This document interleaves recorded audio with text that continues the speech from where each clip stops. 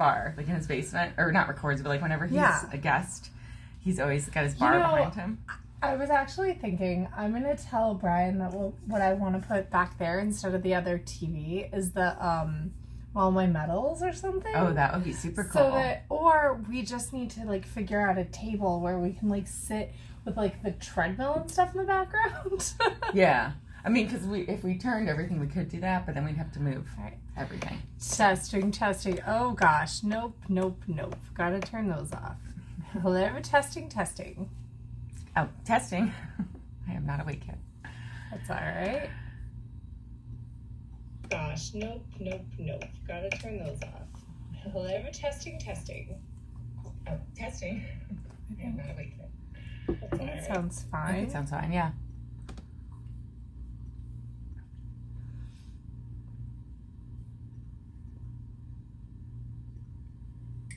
All right. I think the issue is we have to, like, actually stay close I think we have to get closer to it. Yeah. Whoops. But that's all right. I mean, it's good. Yeah. It's good. It'll be fine. We don't want... Oh, wait. I didn't even have narration voice on. All right, try let's that try one more time. again. Yeah. Testing. Testing, 1, 2, 3. Testing. Now there's Testing, 1, 2, 3. a lot of gain. No, that's usually how it sounds. Okay, off the computer, yeah. Yeah. I mean, I can... Okay.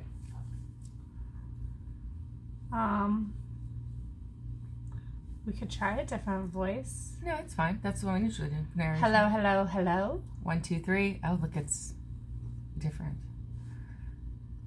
Hello. 1, 2, 3. That's I know, bright it's voice. echoey. It's echoey. Yeah. Yeah, narration vocals are Usually it's our use- sound. yeah. It always sounds good. It does. And I don't have to turn my volume up in my car past halfway in order to hear it. Yes. Megan and David, I have to turn them way up. Yeah. So we should probably tell them they need to record a little louder. I know they're updating all their stuff. They're getting figuring but out part how of to, it is but just record louder. Yeah. Just record louder.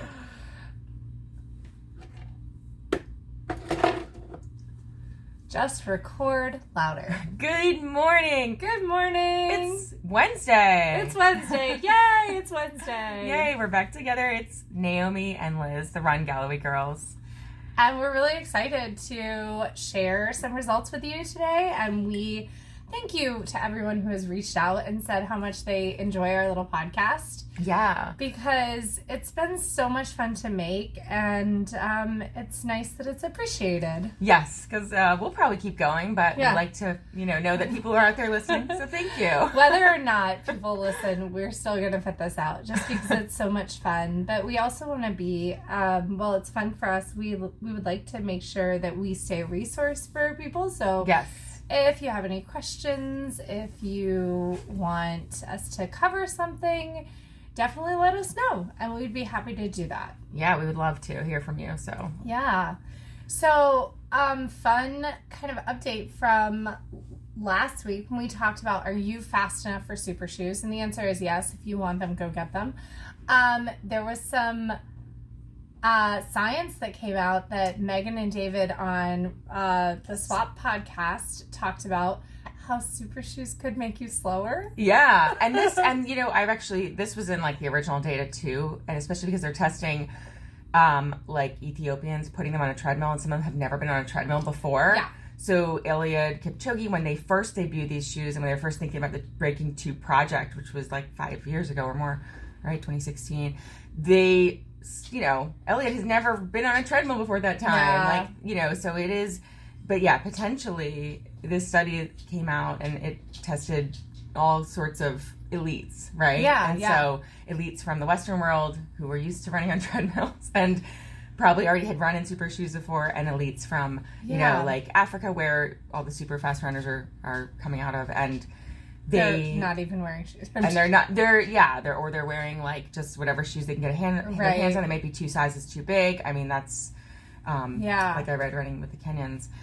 Yeah, so basically there is that 4% is an average. Right. 4% means and some people got as much as an 11% improvement. Yes. And different shoes had different effects on different people.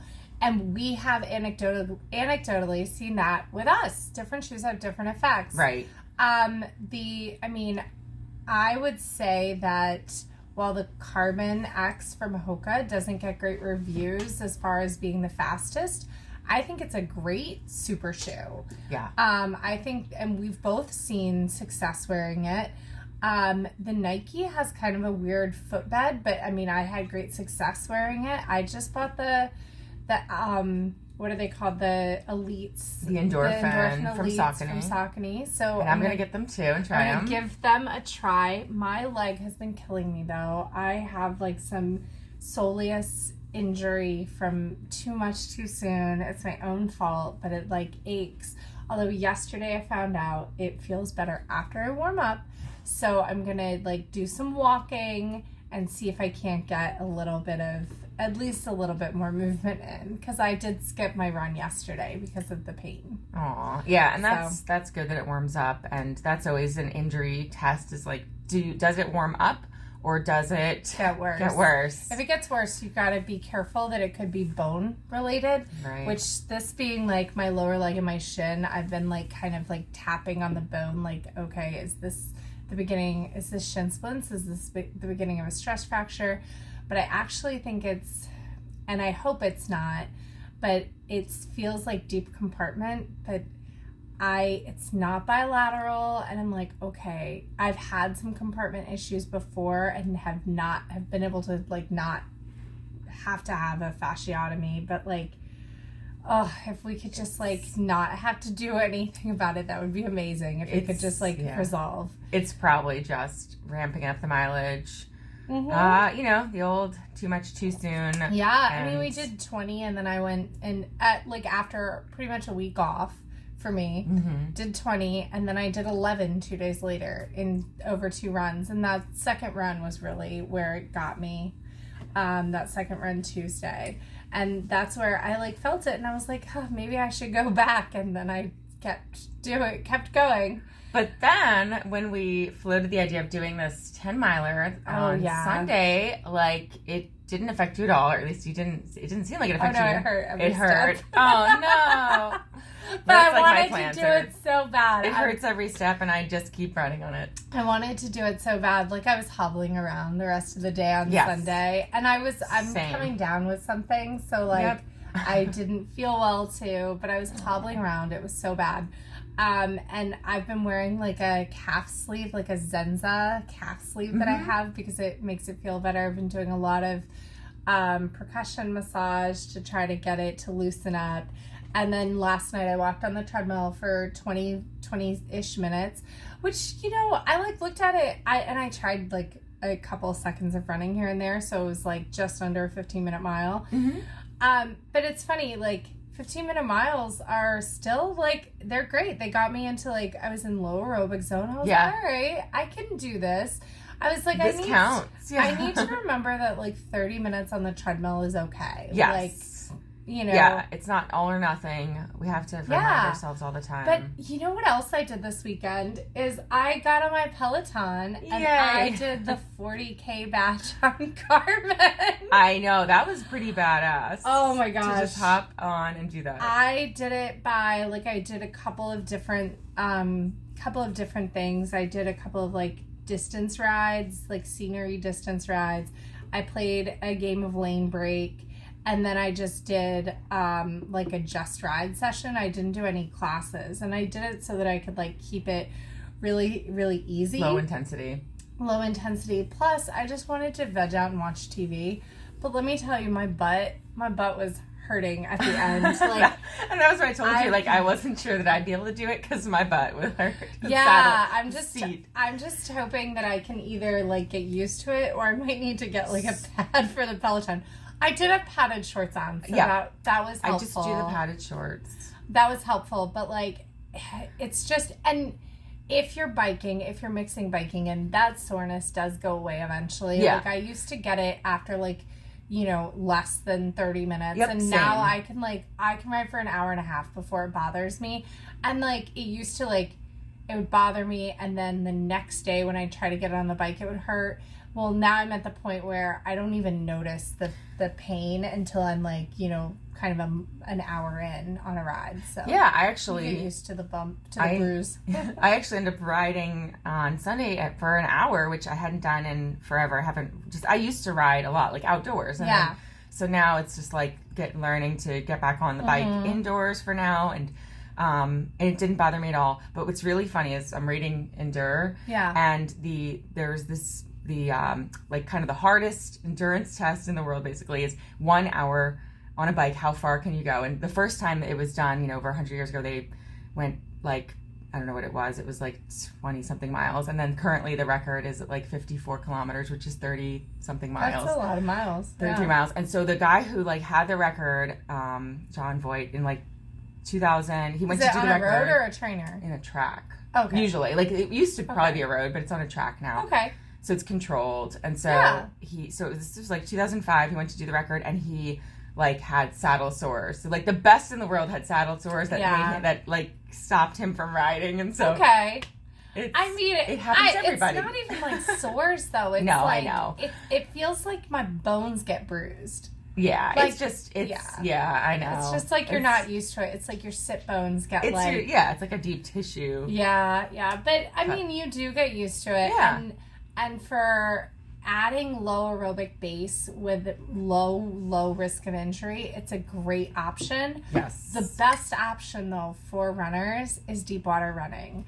And I was reading again yesterday about deep water running and about how much deep water running you can do to replace running. And in fact, in a 6-week study, and I'll have to find it, 6 weeks, they took runners and they didn't let them run for 6 weeks, but they had them in the pool.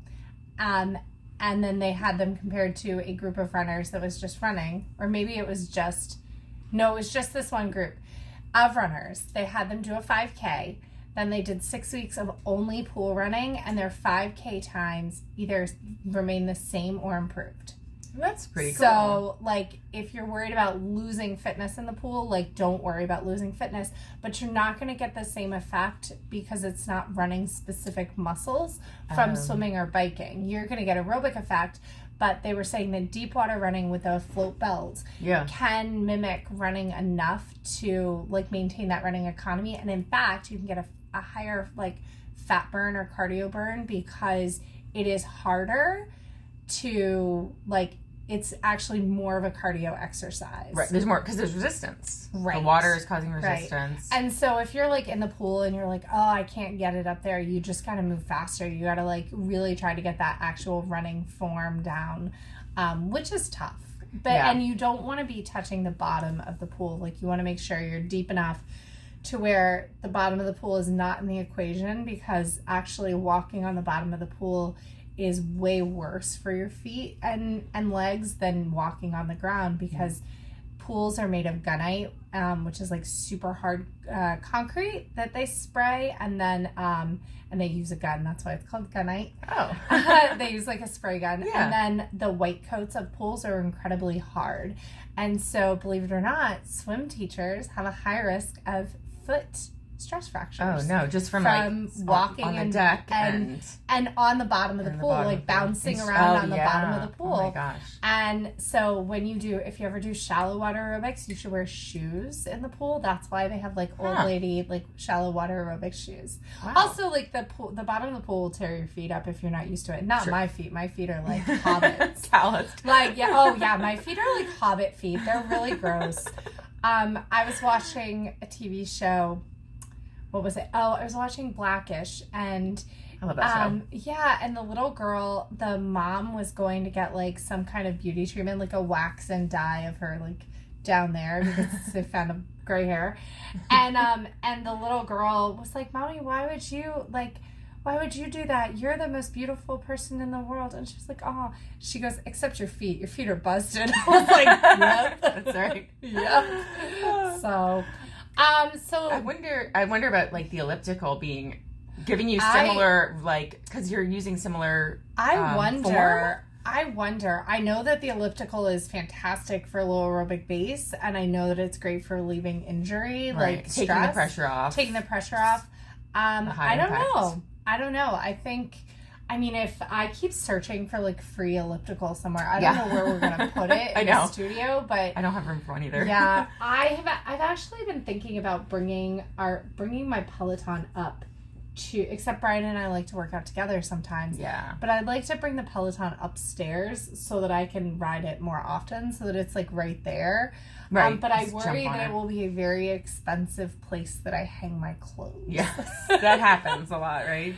So, I mean, in another world, we would have a much larger house where we had both a fitness built-out gym. Yeah, both a fitness studio and a recording studio, not a combination. Mm-hmm. So, I mean, but we can dream. Actually, Brian and I picked up some speakers from his friend's house last night, and his friend's house was like legit, like, oh my gosh. So there's a pool in the backyard and a basketball court. Nice. And a playground. We could have fit my entire house in like their kitchen and living room. Yeah. It was insane. And so, but we went into the recordings, into like the music room, and the music room was maybe a little bit bigger than this, not too much bigger. But it was funny because Brian made the comment of, it's so funny to me how like people with a lot of money, because obviously they have a lot of money, when they have like these hobbies, they don't necessarily invest into them because they, like, it was, the music room existed, but like their sound baffling was like essentially like non-existent. He was just using like little foam squares, which really don't do anything. Whereas we have like, you can't see it in here, but we've got sound engineered like the best material there is, baffles on the ceiling. Now, we got them for free from Brian's Child Care Center, but like, if like we're actually in the process of buying soundproofing for one of the walls between the neighbors, and like we haven't done it yet because we want to buy the good stuff. We don't want to buy it twice. We want to buy the best stuff, and we want to make sure that everything's done right the first time, because this is, you know, this is his hobby, his passion. Important. Yeah. His passion, I mean, you can't see it, but we've got like studio lights in here, which like it's so cool. But yeah, it's pretty fun. That's kind of a good, I mean, it's important to kind of invest in your hobbies. Like if you find something that means a lot to you. And so like for us, obviously we invest in running. We invest a lot in running. I know my husband yesterday was like, the other day, he's like, what's going on here? Did your Hokas like, are they procreating? Because like more boxes keep piling up of brand new in the box Hokas, because they just, oh my gosh, I just have to order more. When I see that the carbons are on sale, more are going to show up at my door. And I like have, you know, you have Primesia. I forget that I ordered them. Like, what's this? And it's another box of Hokas. Primesia, I love that. Yeah, except it wasn't off Prime, but it's like, what is this? Oh, it's more Hokas. So I got Brian like and Brian has like, for Christmas, I got him this really cool light kit, and he's going to start running lights for bands. And then I got him a new guitar. And he's always like, oh, I spend so much. Like, we spend so much on me because we combine all of our finances. And I was like, yeah, but this is like your passion. And then he's like, oh, you're always buying running shoes. I was like, and this is my passion. Some women like shoes. I like running shoes. Like, I would never buy a pair of like $250 pumps. Oh, gosh, no. But like $275 running shoes, yes. Please. What other colors do they come in? Oh, my, right? By the way, the Endorphins are going to have a pink one. Or not pink, but. I might need to go there. Pre-order? I need to try. When does the pink come out? I think in April. Okay. Well, maybe I'll return my green ones. I haven't run in them yet. I'll return the green ones, pre-order the pink. The Kinvara actually just came out with the new colorway and the new ones, and I'm still running in the 12s. And so the 13s are on sale, but I almost like pre-ordered the 14s, like, or just went ahead and full price ordered the 14s. Yeah. Because the Kinvara are especially after buying super shoes. They're so reasonable. At $120, that's such a reasonable price for shoes. That's, like my base shoe, my rim cones are usually $125. So I usually will buy them new versus waiting till they're on sale, which I might do for other models. Because, are you going to get another pair of Mocks? So I have another pair of Mocks, another pair of Rincones, another pair of Carbons that are all in the box in my bedroom, which is why Scott was like, what is happening? Oh, yeah, you got to hide those somewhere. Pile of shoes. Julian's closet. Should be your shoe closet. I used to store them down in the basement. Now they're just like, there's furniture. Yeah, it's bad. So I guess we should recap our, since we were talking about shoes, and you actually wore the Saucony Endorphin Pros. Yes. For our 60-30 10-mile PR. Yeah, and those the Endorphin Pros have a carbon plate. I was reading up on all the different levels of endorphin. Feel? I felt great. So good. Now, I'm not going to say that during it wasn't hard, and I did have heel pain where my plantar is during it. So during it. It was definitely a hard race, like for sure. Like we were huffing and puffing. We did the video and it was difficult. Yeah, it was legit. I mean, so we had on the schedule 8x1 mile repeats, which would be our 30 seconds and faster marathon, which right now for us we were saying we'd go and do, 8:20 something if we're doing our mile repeats. 30 seconds faster than marathon pace. But then you do take 5-minute or 6-minute or whatever walking recoveries if we go to the track. Yeah. And so throwing ourselves into a race, we had to really be careful that we're not going to go run this 10-miler as a 10-mile race, which I've done that before. Yeah, for sure. That's not the point of this was to go and see if we used a different set of intervals. So we used 60-30, which literally means that 1/3 of the entire time is walking, which is like mind-boggling. We wanted to see if we could sustain sub 909 to get us to like a sub 4 hour, sub 2 hour half, sub 4 hour full. And so it was hard. It was hard to run that hard, that's consistently with the hills of Reston, of this race.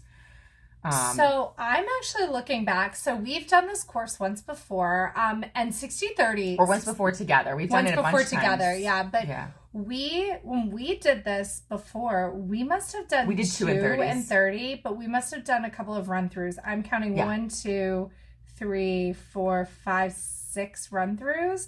Now that's probably course-based. Right, downhills. But that's a lot more running. Like, that's a lot more running than we did this Sunday. time. Yeah. And to be like only a minute up per mile off, like that's pretty crazy. Yeah, because it was about an 8. It was an 8 flat that time, and so that time he had 2 and 30s. So then, if you look at if you're looking at the time of it, again, that would mean you're walking for less than 15 minutes, whereas this past Sunday we walked for 30 minutes of a hour and a half, which is crazy. Crazy in a good way. In a good way, like how fit we could make ourselves with this 60-30 push. The 60-30 push, we did. Now, one of the things we did do is we did do a couple of run-throughs with hills, down the hills, like it's course specific. And that's something that, we always recommend is kind of course specific. So you have your intervals, but you may, depending on where you're on the course, you may be taking an extra walk break up a really steep hill, and you may be taking an extra run through down a hill if you're running on a hillier course, because it doesn't always make sense. Like you're going to lose economy if you're trying to, push as hard as you can up that hill and then try to walk your downhill. Like, yeah. Well, and you're going to raise your heart rate. Like, I have found that it almost never, for me, and I know that there's a lot of fitness to gain by practicing running up hills. Yeah. Running up hills during training is great. Towards the end of a run when your heart rate's going up, I still say walk them, but like actually doing hill repeats are great for your body. Oh, yeah. Right? But during a race, it doesn't necessarily make sense to charge up a hill if your course only has a couple of rollers, and if the downhill is long enough to just do a run through, like I almost think of it like your like credit, right? Right. So you're gonna credit, you're gonna borrow your walk break from your next interval, or you're gonna bank your walk break going down a hill. Now, this doesn't mean charge down the hill and speed up intentionally. This means run at the same economy and kind of turnover.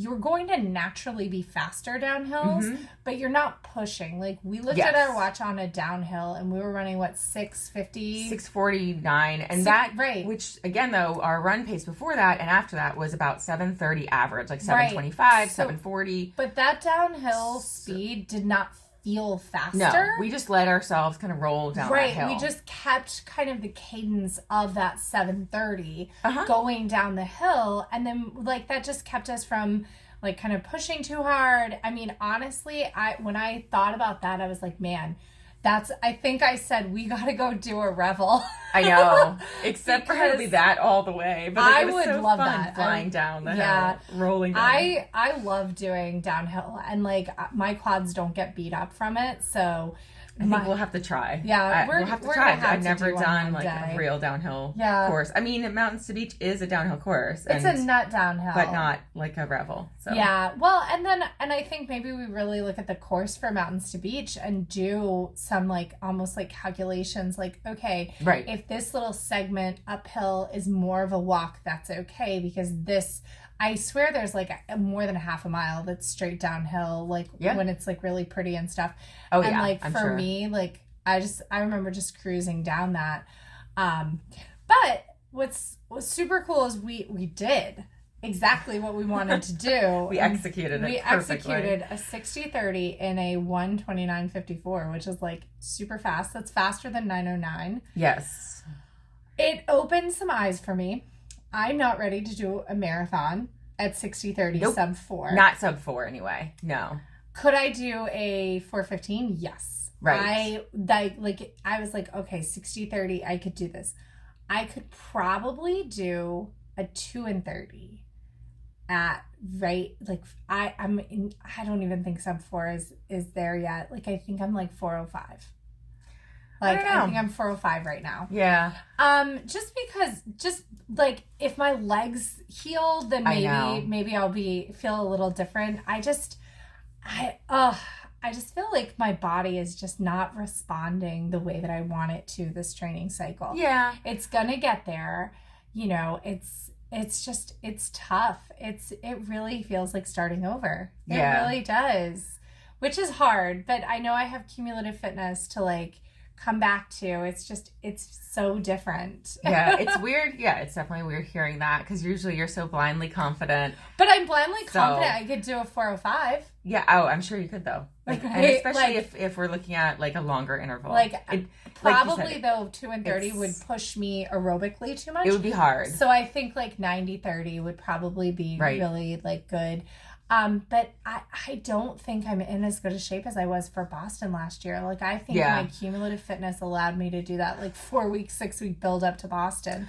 So we'll see. We'll see what we still have 10 weeks. Right, we have 10 weeks, but I feel very similar way where like I feel very beat up this season. I'm having a really hard time. Like I've got a lot of with the plantar not going away, the lower leg pain, whereas last spring, I just trained for halves. There you go again, just a half.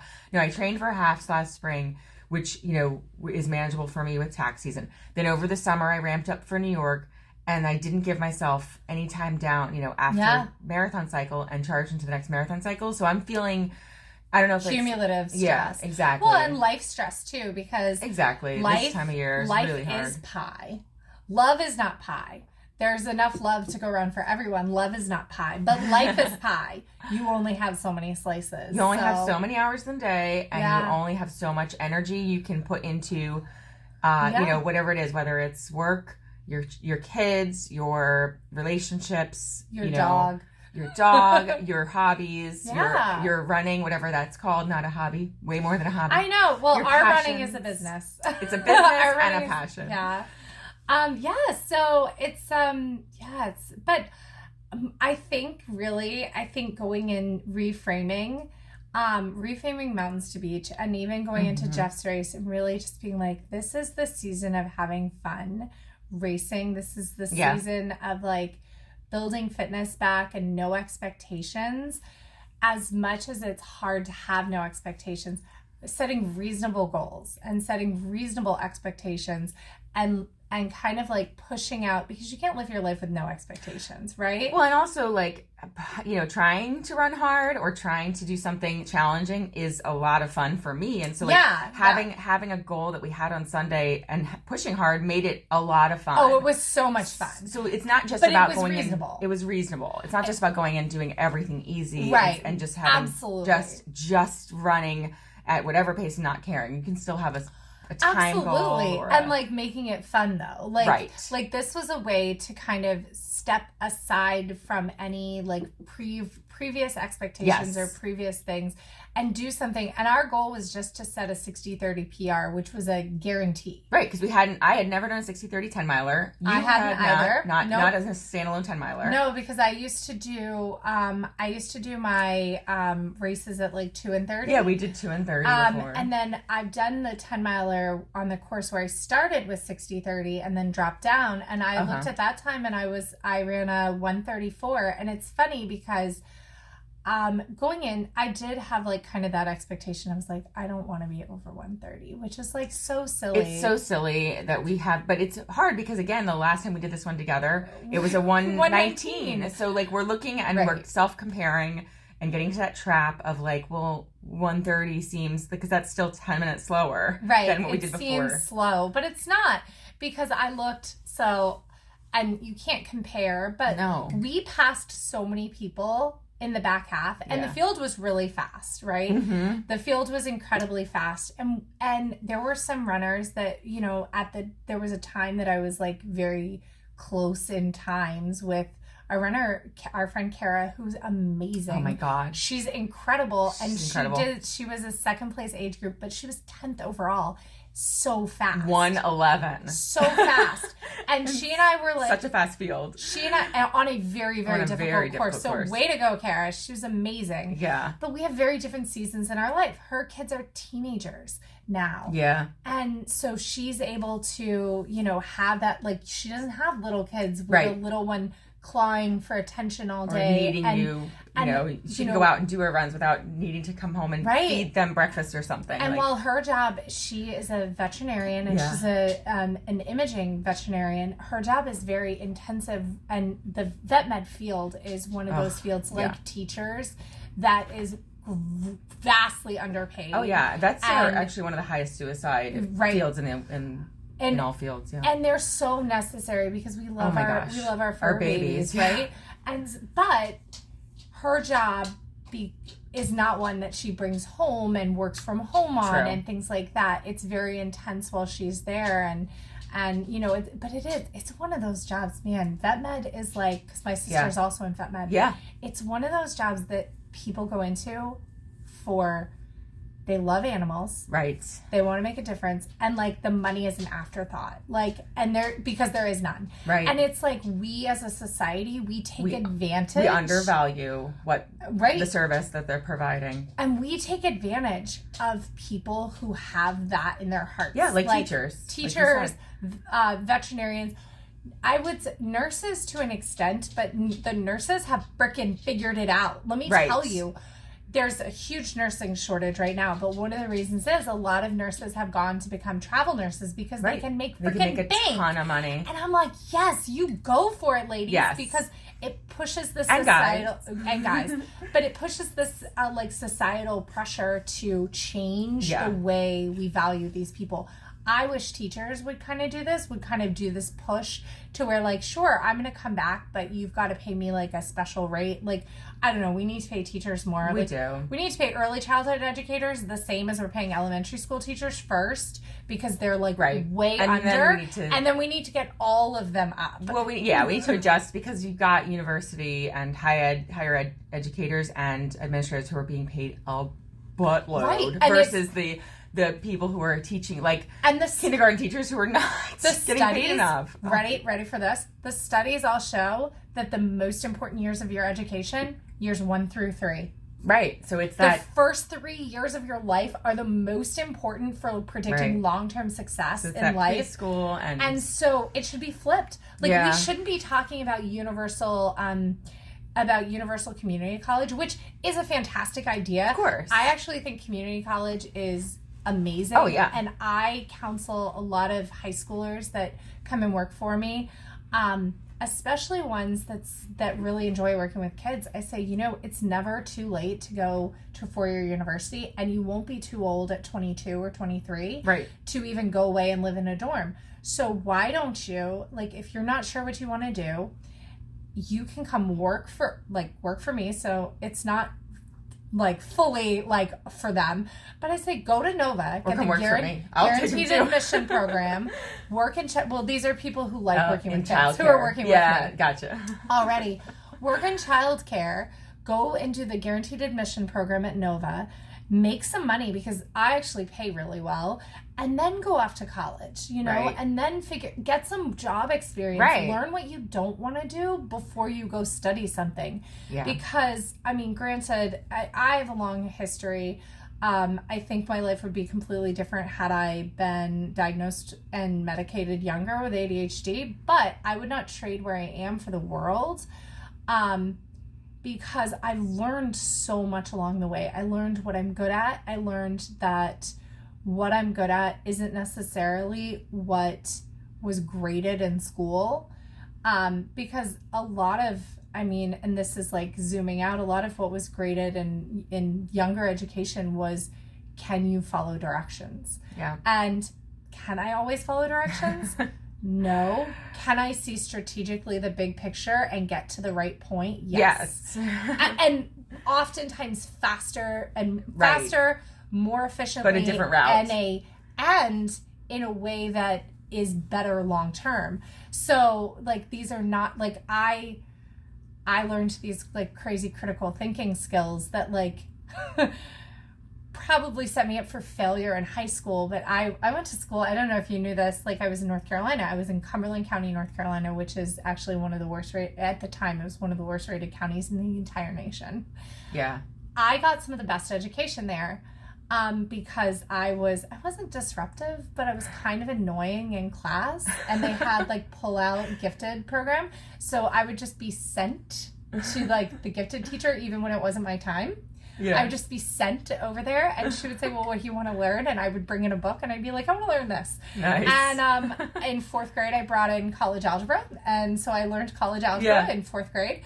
And then it was like, you know, I corrected, because that was also who I was. I was a little know-it-all. I corrected the social studies textbook that we had because it was like, you know, the USSR broken up, like all of that. So I corrected it.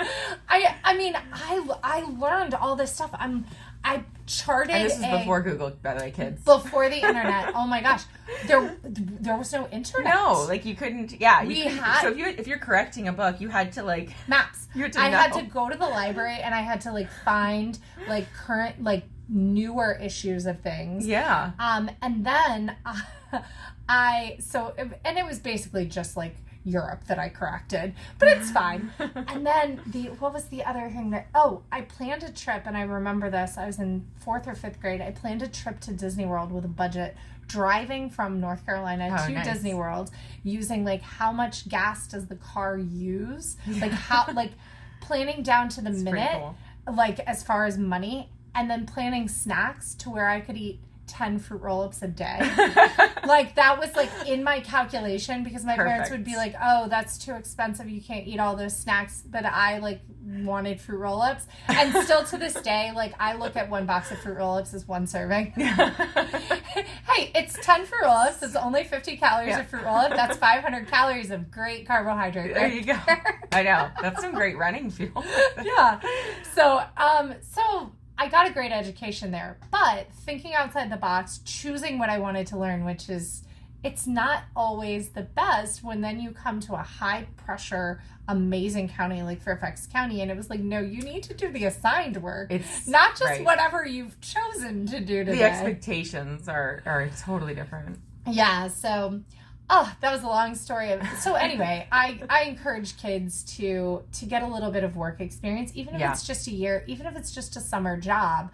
But, you know, Naomi's not doing what she went to school for either. She eventually had to go to school to do what she was doing exactly. as a CPA. But yeah, I think that's what we found. You find out when you grow up is that you don't know what you want to do. You can go to school for one thing, and hopefully, I mean, I think the biggest skill you can learn, and if you can learn this in school, that's great, is probably communication and writing. And so I know, like, of course, even though I got a painting degree, I have a painting degree and a printmaking degree, and then I have a art history master's degree. And so that's probably where I learned to do a lot of my writing. But in college and in grad school, having to write a lot of papers, Yeah. I think that's probably, one of the best skills I took away from school. So, it's funny. I still really stress out about writing. I'm a great conversational writer, very kind of low level writing, like fun, that type of writing, but formal writing stresses me out, and I can do it and do it well, but it really, really stresses me out. And I think one of the things that's helped me with writing is kind of reframing, like, I'm not bad at this, and saying just done is better than perfect. Yeah. And I think that's also something we really need to teach kids, that sometimes the exercise is just completing it and being okay with not being the best at it, and knowing that the more you do it, you'll get better, because it is just practice and repetition. So much in life is practice and repetition. Right. And I think that can be really tough for people with ADHD. Oh, yeah. When you can't visualize the end product when you're in the process, and so you don't even know how to get to done. Right. And so that can be really tough too. And especially we teach kids to outline and then draft and then revise. And for ADHD people, sometimes you have to start with the finished product and then work backwards. And that's something else. I actually start with free writing. Yeah. When I write papers, and I love voice to text now because I'll use that as my free writing. Then I'll go back and from that edit down. And that's what we do. My daughter, who has ADHD, and she's in 5th grade and struggles with writing. Yeah. And so I will. However, she's one of the most creative children in the world, and when she can succinctly tell things, it's fantastic. She has great stories, and she just has trouble getting them out. And so we use a lot of voice to text, although, we've had that issue with the county and with not being able to get the approval to have her be able to use just voice to text and then go back. But at home, that's one of the things we'll do, or I'll have her dictate and then I'll write it. And that way it is getting the ideas out, and then she can go back and edit. But yeah, exactly. I can help you get that on her IEP or on her 504. We do have that, but they, the county, it's something about the tools, and they're like, well, we don't have, it's something with the programs or whatever. They will use it, but they have it. They have I know. We've used it before. My friend's son has dysgraphia, and I kind of wonder if maybe there's a little bit of dysgraphia that and not necessarily with the physical act of writing. I see the physical act dysgraphia more in boys. In girls, it's more we love to write. I'll write letters all day long, draw and doodle and all of that. But calligraphy. It's more of the dysparagraphia. Yeah, right. Getting all the words down is the struggle. It's more of getting the entire thought out. Exactly. And part of it is, it's the way I've explained to people the way an ADHD brain works is it's having your motor going at 5,000 RPMs, right? Your brain is moving at 5,000 RPMs.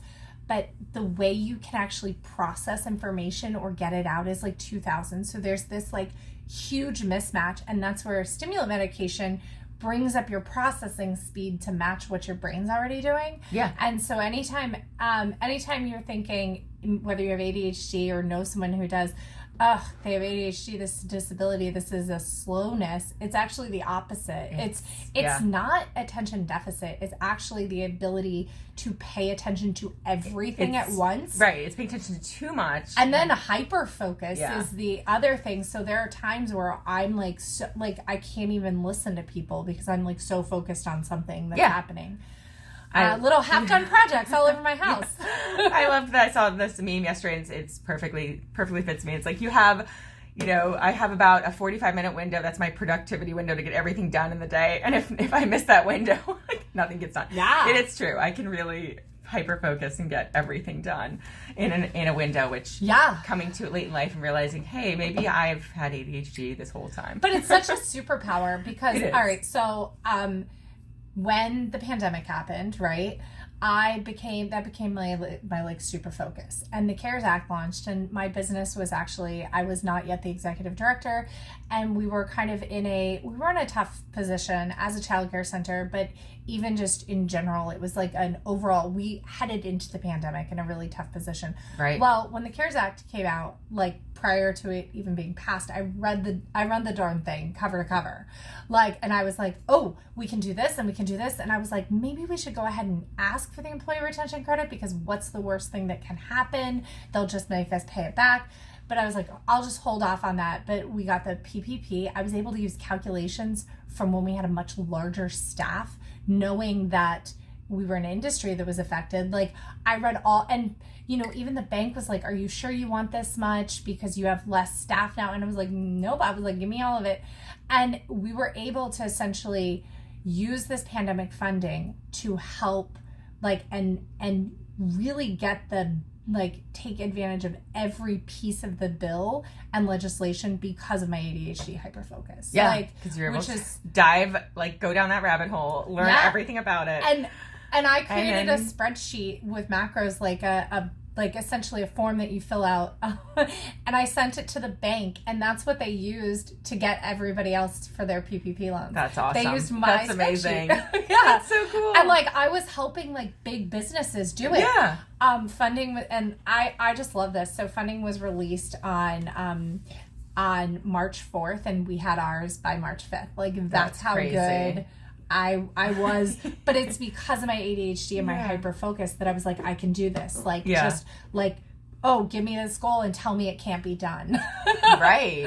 Right. And that's kind of like our 60-30. It's that's 60-30 for the pace that we ran is incredible. So another fun thing happened at the race, which I know that's a long little segue, like a 40-minute dive into what you should do with your life. And you know what? If you're our age or younger or older and you still don't know what you want to do with life, don't worry, because we are still figuring it out too. It's never too late. She's already thinking about retirement because her partner is talking about retirement in 10 years? 10 to 15 years. And so we were like, well, what could we do when she retires? And so we're like, already trying to figure that out. Maybe, maybe do this full time. Yeah. Run coaching and run business. Yeah. It would be crazy. So, but something else that happened that was super fun. We were running by and someone said, hey, you're famous. I follow you on Instagram. Yeah. Lorenzo. Hey, Lorenzo. It was so fun.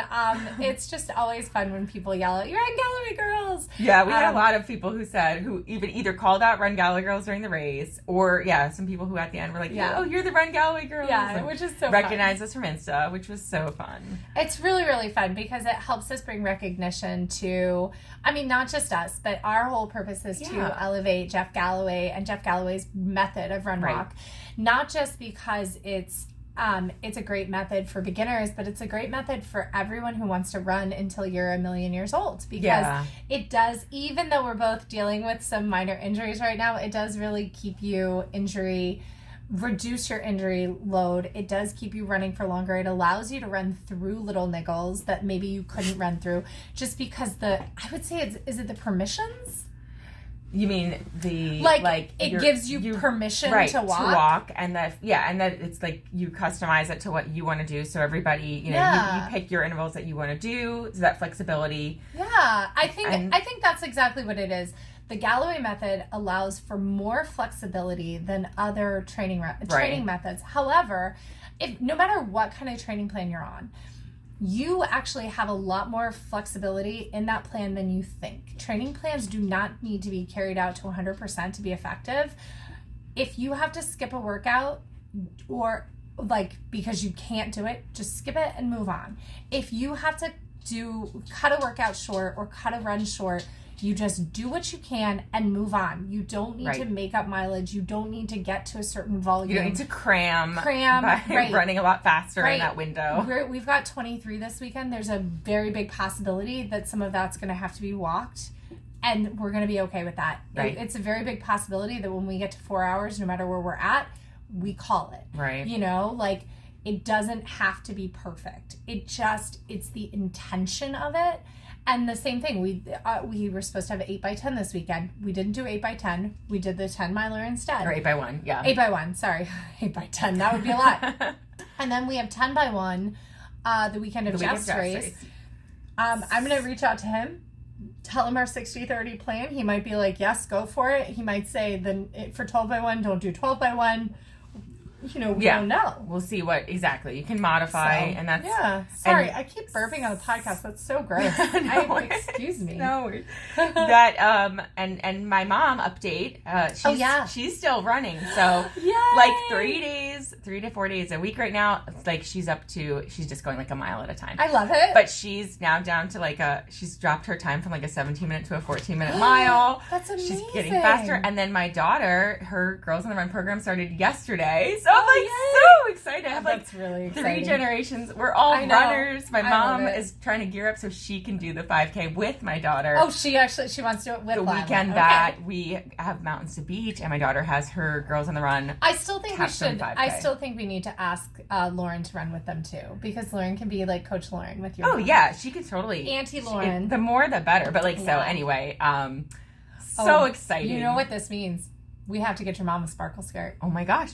Yes. We have to get her. Oh my gosh. We have to get her a sparkle skirt. So she'll wear it. Not a borrowed one. She needs her own. All right. She needs her own. Mom, I know you're going to hear this. So it's coming. Yeah. We'll have to pick out a good one. Oh. Ruffles. Oh, it's so exciting. Because ruffles are the rainbow ruffles. Yeah. Oh my gosh. Yeah. And we should get Lila the rainbow ruffles too, and we can just make it smaller. Yeah. Oh, she would love it, and Joanne will totally steal it too because he loves. Sparkling. Yeah, maybe if we buy an extra large one, we can just cut it in half and sell it and make 2 kids ones. So that was that's such a great update. I need to talk to my mom and see if she's getting into running. She's actually doing a treatment today.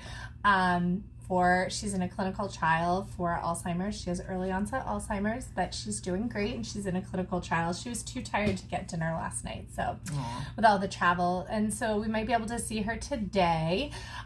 So we had a lot more to cover. We are already 50-ish minutes in, but I wanted to share my IVF results because everybody was so invested. So we did get 2 embryos, but they both tested abnormal. And it's been really, really difficult to go through. And dealing with the disappointment of it is really tough. And it kind of reminds me of dealing with the disappointment when you have goals in races. Because as much as we talk about setting process goals, you still go to a race with a goal in mind. You still go to an event, and even when you know the statistics, even when you know that there's so much out of your control, you can only control so much. It can be really difficult when things don't go your way and you're handling that disappointment. And so we might need to pivot and do a whole episode on handling disappointment. But one of the things that I realized I do when I'm disappointed or when I'm anxious is I kind of ramp up my workouts, which is why I'm injured right now. And so really understanding that you have to have other tools in the toolbox. You can't just push your body and hurt your body when you're dealing with physical emotions. Running is not therapy. Running is a tool in your wellness toolbox. And so I'm kind of learning that the hard way. I met with the doctor yesterday, and she doesn't think that it's time to say stop. And I said, you're going to tell me that, right? Because I don't know if I'm going to know when that is. She thinks that it's still reasonable to keep going.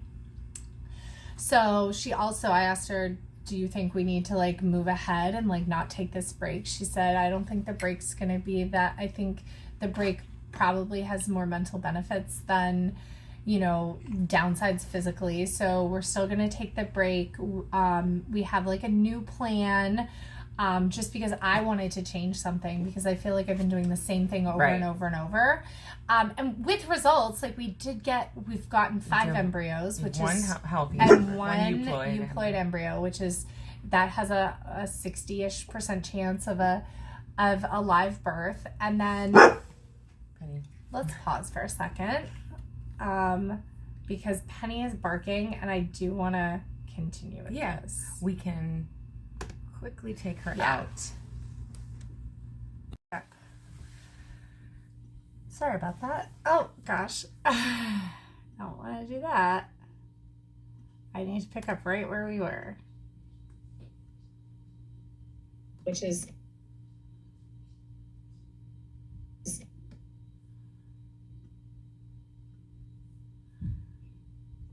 like a 60% chance of a live birth. So, so the goal is to kind of like hopefully get another, but changing up the protocol and just doing something different. It's like, I think this happens in running too. When you do the same kind of training plans over and over and over, you kind of go, okay, maybe I would have different results with different training, or maybe I need to change my shoes. Maybe I need to change coaches.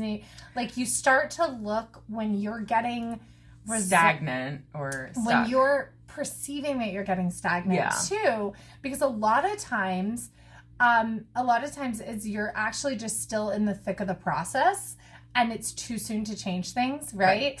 Like, I did consider changing clinics and changing doctors.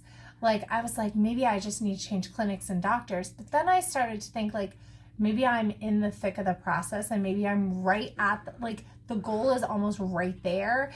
And I just need to keep going. Like, there's this, infographic or meme that I've seen where it's, like, a guy digging for diamonds. And almost, like, one guy, like, barely digs. Far you are. And he gets a little diamond, and you're, like, this close. So you just have to keep, like, kind of pushing through and going. So, it's tough because our goal isn't to make euploid embryos. Our goal is to have a baby and to add a member of our family. But it's so tough. It's like, it definitely reminds me of training for Boston, though.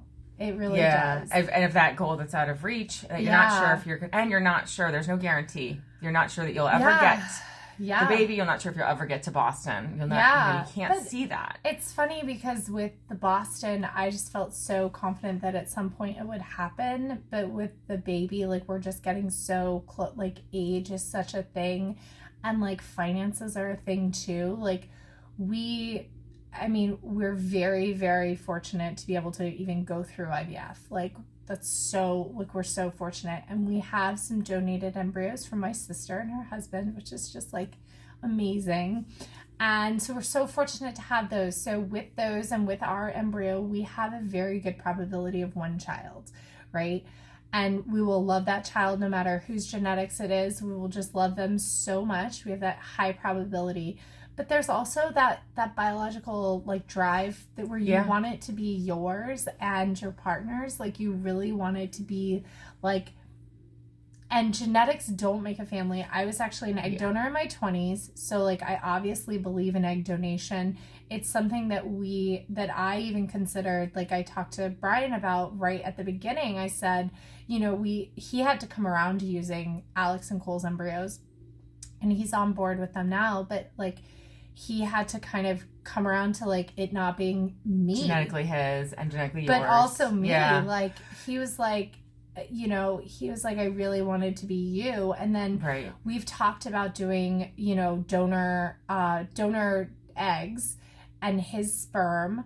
But, it's like, that is such a huge cost. So one cohort of eggs which is like 6 eggs, which is, the idea is you'll get 1 embryo from that and maybe 2, but you have a high probability of a live birth from donor eggs, especially, like, because the donors are all in their 20s.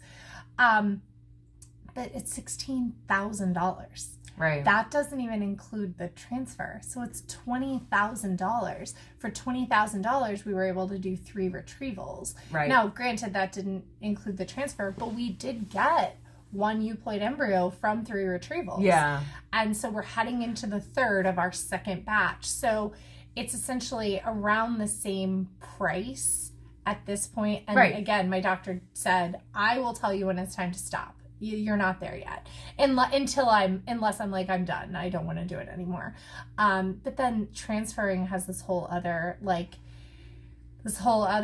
thing, like, where I'm, like, terrified of transferring, and then, it not working, like, as long as our little frozen euploid is frozen, like, it's safe. And so I'm like, Schrodinger's cat. Yeah, it's safe. And so, like, we're even considering transferring Alex's embryos first, because they say by the third euploid you have a 92% chance of a live birth if the first two don't work. And so at least with those, like, we could work out any transfer kinks. And they're practice babies. We would love that child so much. Of course. And that child was also created first. And so it's like bringing the souls into the world in the right order. There you go. And Evie, my niece, who's almost 4, she keeps asking when she's getting a sister cousin. Aww. I don't know, like, because she asked when she's getting a little sister, and her mom said never. Like, you're not getting a little sister, but you're going to get a little cousin. Right. Hopefully you're going to get a little cousin. And so she keeps asking for a sister cousin. Aww. And I'm like, she doesn't even know. She doesn't even know. It might be a sister cousin. It might actually be a sister cousin. So, or brother cousin. Right. So, yeah. So, but handling disappointment is probably a topic that we need to, like, dive into, because I think that it's really, like, you can't go into a race without any goals, because then kind of what's the purpose, right? Right. And plus, I just don't think that's realistic. I mean, it's human nature, and we're going to want, we've worked this hard. We're going to want to see some kind of results. Right. Whatever that is. So whether it's executing the plan perfectly, right. like, that is an amazing accomplishment. Just like, that's kind of a process goal. Finishing a race is a goal in itself. But that can also, like, it can be, you can, like, lose sight that finishing is good enough. Yeah. Right? When you have an expectation of something. And so making sure your expectations align with reality, not just with the reality of your fitness, but the reality of your fitness on that day. Whatever that day might be. And the weather can play such a big role.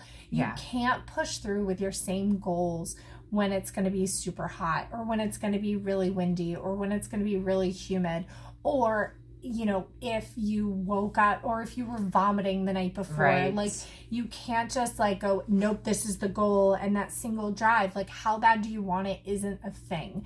Like, sure, like you're only going to get what you work towards, but there are a lot of people who get things that they don't work towards. Like, so it's not about, like, they wanted it more and you didn't want it enough, because you can want something so bad and you can do all the work and it can still not work out. It's still out of reach. Right.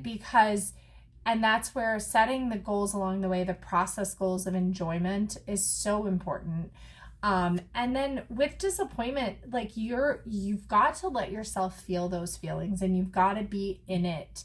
Like, you've got to make sure you have healthy coping skills for the disappointment, and you've got to, like, entertain the possibility of things not working out, so that you can kind of process, how am I going to feel, like, when these things happen, so that, you're not, so it doesn't surprised.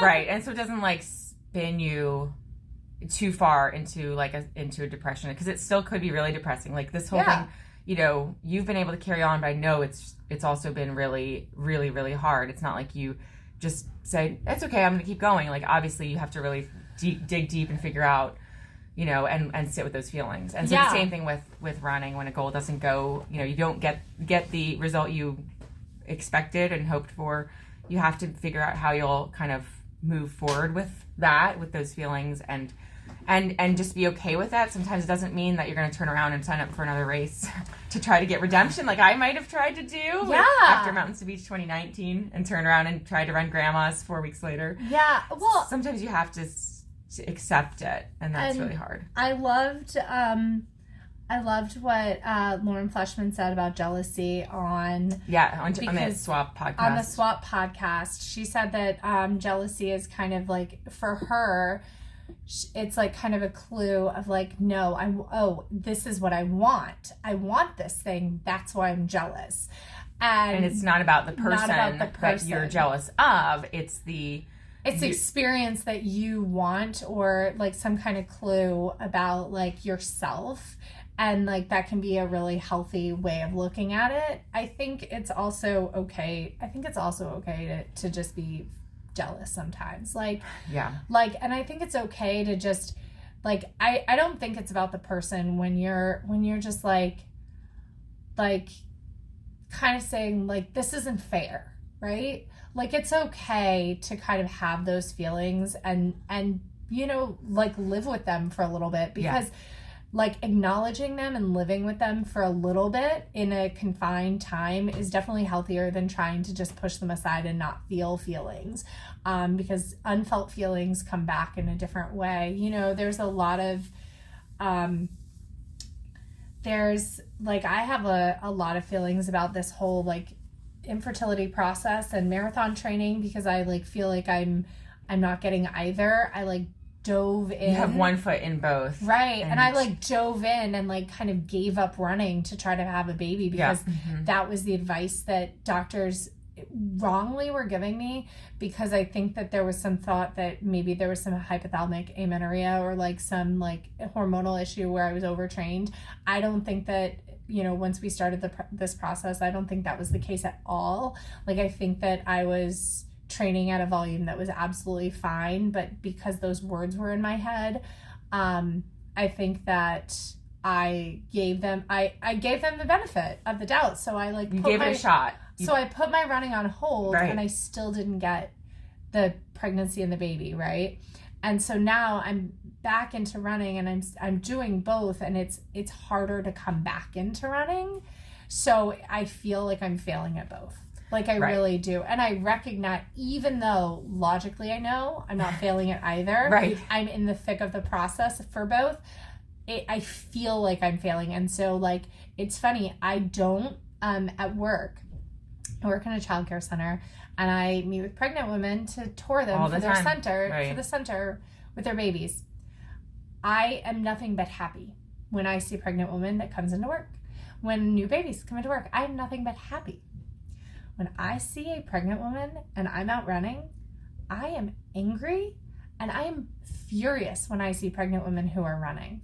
I'm so mad. Like, I'm not mad at them, but I'm mad at the universe. That they can have it, because that's not fair, and right? You're not able to. But it's so funny because I've like compartmentalized those two things. But like, I like sobbed during Boston. I was like, it was like mile 22 or mile 23.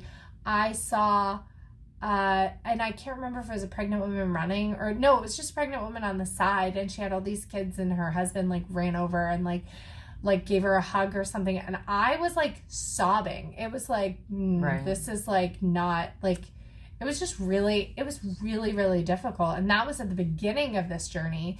So like we literally had our meeting with the consult with the IVF doctor the day we got back from Boston. So yeah, so it was even before, and you still just looking at it, knowing like, wanting that and not right. I had surgery. I'd had a polypectomy already.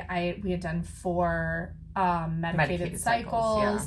Like, we'd been trying for 7 months at that point. So we had started trying in October of 2021. Right. So it's been a long time. It's a long road. It's been a long time. So it's just, it's hard. And with disappointment, you know, it's part of the process. And sometimes you never get the thing that you want. And that's okay. And you will get over it, and you will get through it. But you have to honor your feelings in the moment. And I would say when you have disappointment, like, don't be okay saying and name it. Like, I think that really saying I'm like, label all of it, because, and this is something we find in early childhood education and social emotional resilience, is labeling feelings really can help you through them. So like, let's say you run a race and you don't want to feel disappointed, but you are, like, but you don't want to. You're better at the end of that race going, I finished, I'm proud of my finish, but I'm disappointed it wasn't this. And like, when you actually label it, it almost allows it to like fly a little bit more, versus like no, I'm fine. I did great. I'm fine. Like, right? Right. Like, or trying to reframe and be like, no, it was great because of this or that, and trying to give yourself some consolation prize. You're allowed to do the consolation prize too. Yeah. I would say it was great because of these reasons. Like, I am proud of myself, but I'm also disappointed. But you can also be disappointed. You're allowed to have that feeling. Because we can feel so many things at once. We're like, it's not like you only have space for one feeling. Right. You have space for all the feelings. So I would say feel them all. Let them all fly. Like,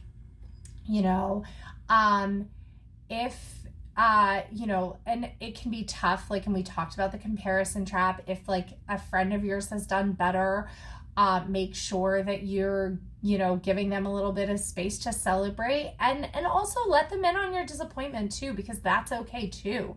They have the capacity to feel joy for themselves and feel your disappointment with you and sharing that with you. It can be tough though, because there can be jealousy that comes along with it, and that's okay too. Like, I even say, I'm jealous of your performance today. Like, right. I think saying that shows emotional strength, not emotional weakness. And I think saying, like, I am jealous of this, I am a little disappointed in myself, but then being realistic, I know that I did the best I could today, even if that's not your first thought. Right? Even if you can analyze and say, I could have done better here, could have done better, coulda, woulda, shoulda. Hindsight's always 20/20. In the moment, you did the best you could. So, I actually thought about that with the race that we just did. We squeaked it in under the 130 mark, but we took all of our walk breaks at the end. We did. We still took our walk breaks, although we did at that final mile. Consciously, I saw where we were at when it beeped mile 9, and we were at an hour 20 and change. And I gave us I said, okay, to get under 130, we'd have to run a 9. A sub 9:06, but it actually is 1.1 to the finish line. Of course, it's never, because you're already over the mileage wise. And we ran an 8:16 or 8:17 for that last mile, and then the 0.1 was 42 seconds, which was a 7:07 pace. Oh. So we did push because we had less than 9 minutes to do over 1 mile. But we took our walk breaks. We took our walk breaks, and I intentionally was like our walk break beeped and we were almost at the track, and I was like, nope, we're gonna take this. And like, I think, in the past I might have been like, okay, let's just push through, or not let's always speed up. Richmond down that hill, you took the walk break. I didn't, because was that steep downhill finish at Richmond, and you walked down the finish at Richmond, and you caught me. I guess, because we still finished together. Oh, it was right before the hill. I knew that the downhill was coming. I took a walk break right before the hill. I don't know. There was a downhill walk break. I remember it was on a walk. Yeah. Anyway. But I mean, downhill, I can usually catch people. You can catch. Yeah, exactly. So. Yeah. So that's, just honor your own emotions and everything. And I appreciate everybody kind of being with me on this journey to have a family. And, it's funny. One of the things that going through all of this, it makes you kind of look at your life, and you're so stuck in the process that you can sometimes forget to live too. And I know I've done that during marathon training cycles too, where I've given up everything else for the running, and that's not healthy. And not just, I don't know that I've done during marathon training, because I've always been marathon training with small kids. So I was going to say or even before that, before I became a tax accountant, but I was going to say, you can forget to live when you're in that season with little kids. Because I essentially, by having, a baby when my daughter was turning 8, gave me that, where I've never been out of having little kids at this point. So, when you have those little kids, you forget, because everything's just focused. Your life is so concentrated with the stresses of parenting littles that, you can forget to live and be where you are in the season of life, and figure out what else do I want to accomplish besides just being a parent, because parenting takes over everything. So sometimes you got to look around and look up. That's the other thing. We want this little person in our life, but we also have had the hard conversations of like, what if we can't? What if this person never happens? And like, I even said to Brian, I said, you know, if it comes to this and you need to leave me to be able to have kids, I would understand that. And he's so amazing, and it's like, I'm never gonna leave you, don't worry. It's not about the kids. Yeah, I mean, it's definitely like we want a family together, but he is someone who's always wanted kids. So this is like, going into this was like, you know, when we we got together at the end of July of 2021. So like we started to try to have kids very early, because of our ages, you know. Yeah. We both turned 40 in 2022, and so it's like having kids has been a huge part of our, like, trying to have kids, part of our relationship. And so that can definitely take a toll, and especially with that plus running, like sometimes our, you know, I wouldn't say our relationship struggles because we have a lot of wonderful time together, but like there are times where Brian likes to go out at night and I'm like, I can't, I'm so tired. Like, luckily he's okay with it, and his friend Steve goes out with him and Steve's wife doesn't. So they just, they go out together, and it's a good balance. It's a good balance. But, you know, we've had a lot of conversations, like, if we don't have kids, what will we do instead? And, you know, being Jinx is pretty nice. Right. I know. It's an upside, as much as like it's a shitty consolation prize, because we would love to have, we'd love to have a little bit more. Well, this has been a very long episode with our little break. So I guess we can call it. Yeah, we'll wrap it up and hopefully dive into some more stuff. Maybe we'll be able to do a bonus episode this weekend. Oh, yeah, we'll hopefully. If you'd like to support the podcast, you can support it by shopping at beautycounter.com/RunGallowayGirls. You can also shop or gain through our website. Mm-hmm. The link's on our website, or use the code CoachLiz30, and that will get you a discount, and that will also support the podcast. We like all of those things. Please let us know if there's anything that you'd like us to cover next week, and we would love to do that. Yeah. Thanks so much for listening. All right. Bye. Bye.